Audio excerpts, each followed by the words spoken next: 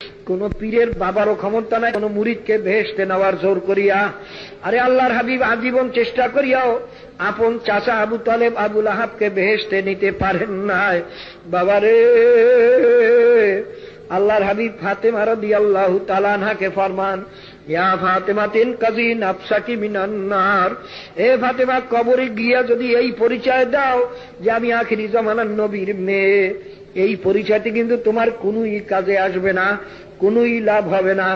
নিজে আমল করিয়া নিজেকে নিজে জাহান্নামের থেকে বাঁচাইয়া কবরে যাইও।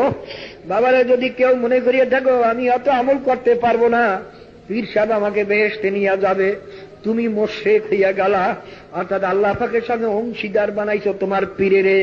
কারণ বেহেশতে নেওয়ার একমাত্র মালিক হইলেন মাওলা। যদি কোনো পীরে বলে আমি তোমার কবর আযাব মাফ করতে পারবো না, তোমার এই জাহান্নামের থেকে বাঁচাইতে পারবো না, তবে আমি কেমন পীর হইলাম? মনে করি ওটা পীর না, ওটা একটা মুশরিক শয়তান। বাবারে, পীরের কামালে শুধু রাস্তা দেখাইয়া দেওয়া, তাও বাবা কোরআন হাদিস ছাড়া দেখাবার ক্ষমতা নাই। এই জন্য পীর হওয়ার জন্য পহেলা শর্তই হইল অন্তত মেশকাত জালালাইনের এলেম তার ভিতরে থাকা লাগবে, ওই অনুযায়ী আমল তার ভিতরে থাকা লাগবে, এবং আর একজন আমলকারীর সার্টিফিকেট যাকে বলা হয় খেলাফত, সার্টিফিকেট পাওয়া লাগবে। বাবারে, কাজী খুব খেয়াল করি।